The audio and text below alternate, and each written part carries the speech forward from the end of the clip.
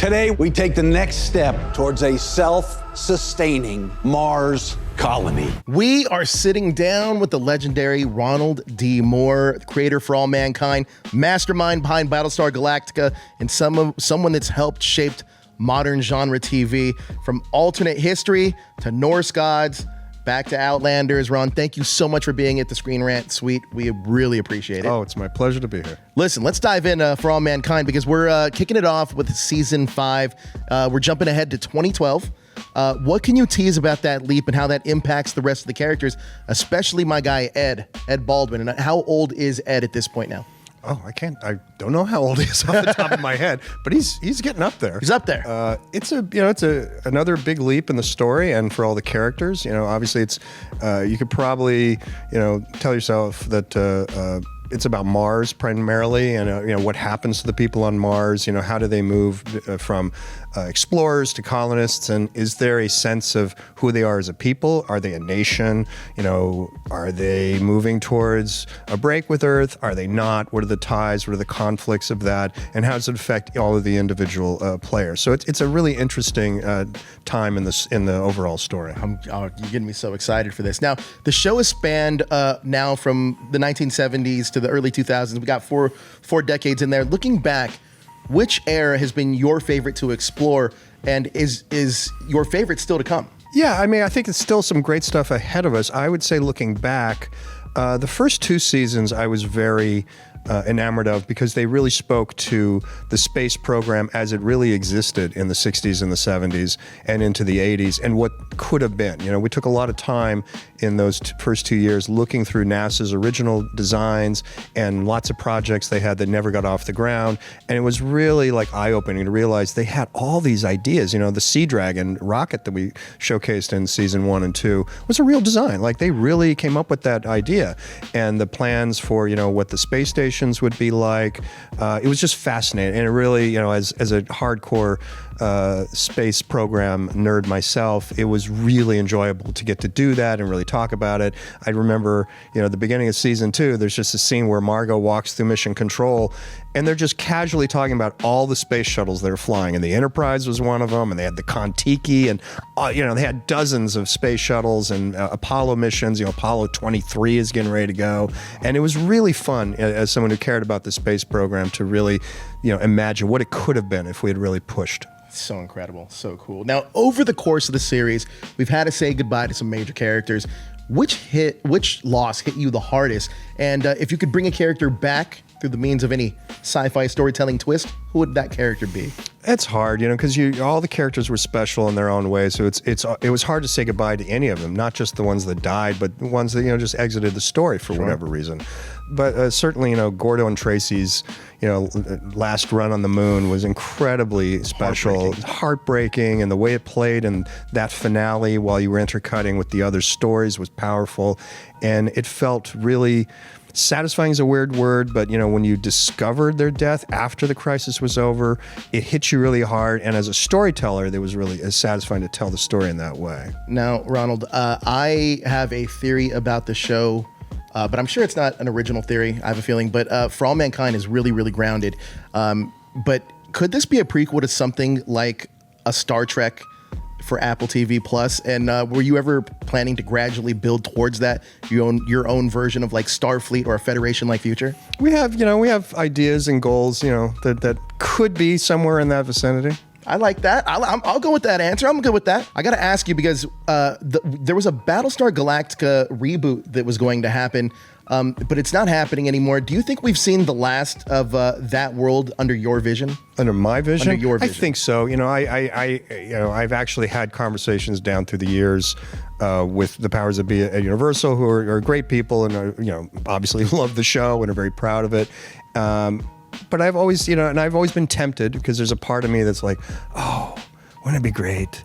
Write some Vipers again and do that. And then I wake up the next day and I go, what, are you crazy? Because it's just asking for failure. And I'm very proud of the work we did. And it was time to, leave them wanting more, walk off the stage and just, say thank you. Leave them wanting more. That's true. And then I definitely wanted more, and I still do. So hopefully, I don't know, maybe someday. Now, you've had a hand in shaping iconic sci-fi franchises that I absolutely love.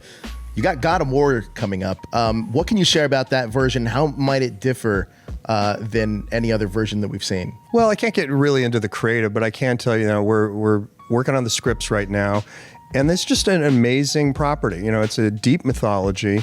It's a lot of interconnected pieces. I've gotten to know Cory Barlog, who is creative director of the games, and he's a remarkable person, and just knows the mythology backwards and forward, and just keeps it all in his head. You can ask him a question. Well, tell me about why Kratos did this. Okay, and then like an hour will go by because he just knows it cold. And so I've been really impressed by just digging into something that is as well thought out and rich as this environment is. I've never done a video game adaptation, so I didn't really know exactly what I was going to be facing, but it's really been fun, I can tell you that. I can't wait. Are we focusing on the Norse saga, or are we diving in to these earlier games where we're talking the Greek mythology? Well, we'll let that, you'll have to wait and see. TBD. We'll take a TBD. Yeah. Now, you're also involved with the Outlander prequel. Can you share anything about that series, where it's heading, what excites you the most about returning to that world? That's a fun one as well. That's going to concentrate on the story of Claire's parents and Jamie's parents, how they got together, what their stories were, and it's drawn from a lot of the material that's already in the books. The books often, digressed into various stories about each of their parents. So there was a wealth of material to draw from, but the story itself is kind of an original story, and it has its own narrative and surprises along the way. So I think fans of Outlander will enjoy being back in that universe again, and sort of, oh, that's how that happened, or there'll be things that they thought were going to happen that might happen in a different way. And so, I think it's really fun. Now, before we started, you and I were geeking out a little bit on Star Trek Strange New Worlds. Absolutely fantastic. I love the series. I know you love the series as well. Is there any chance that for season 5 we might see written by Ronald D. Moore, directed by Jonathan Frakes again? Because I feel like that's a magical duel for me. Oh, that would be fun. I don't think that's in the cards, but I would have loved to have an opportunity to work maybe another with that TBD. show. We'll say. You never know. I want to talk about Star City because I am really excited for this show. Talk to me about where this show starts. Are we using the same type of format that we're used to for All Mankind? It's a similar format. I won't go into exactly how similar it is and where it varies, but it's not exactly the same show. But we're definitely telling a version of the same story, but from the point of view of the Soviets, and the cosmonauts in Star City, which is essentially their Houston and where their mission control was. And it's a very different world because, the Soviets operated in a totalitarian system. The KGB was very involved in the program, and all this is drawn from real history. So, a lot of the tensions within their program had much more devastating consequences. You don't want to get a bullet in the back of your head. Not really a problem in Houston, but it is kind of a problem in Star City. Absolutely. Will we see any characters cross over that we've seen For All Mankind going over to Star City? Nothing definite, but possibly. Again, TBD. TBD. Now, Star City, talk to me. I want to talk about Margot for a second because, spoiler alert, she defects. Are we going to be dealing with that at all once we get there in Star City? Perhaps. I'm really excited. What else can you tease about Star City that fans don't know yet? Because it's a big mystery to me, too. It's a big mystery. I think I can tell you that a lot of it is, like we talked about with Mankind, a lot of it is actually drawn from plans and detailed operational ideas that the Russian program had but did not execute. Even in For All Mankind, their actual attempt to go to the moon was drawn from things they really did. They built that rocket, they built the lander, they built all the stuff. They just didn't pull it off.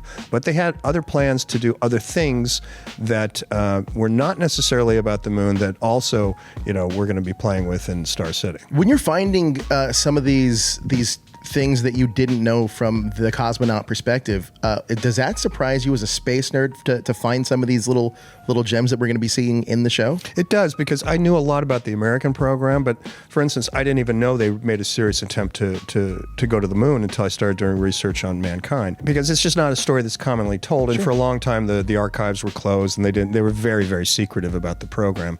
So as we've dug more deeply into what they actually did and what their operations were like, it's been fascinating fascinating. They were really brave. They were courageous. They would get up in those spaceships where some of the bolt heads are sticking out. You know, the technology is below NASA's in a lot of ways, and they just took a lot of risks. They lost some dudes too. They lost people in space that they didn't publicize at the time that, you know, we became aware of as the years went on. But they were really courageous, and they really just made the best out of the technology they had, and they were willing to push the envelope in ways that is just kind of astonishing. Yeah, I wouldn't even get on like a Spirit airline flight if like a bolt was hanging out. Yeah. There's no way. As we're entering our way through For All Mankind, do you have a final destination of what year you want it to end? Yeah. You do. And I'm assuming we're not we're not there yet. I don't ever want it to end. I want this to keep going. Well, look, thank you so much for your time. You're very generous with us, and thank you for all this information. Absolutely. It's my pleasure. I have a lot to look forward to. Thank you. Good. I hope you enjoy it. You ready to make history? Always, my friend.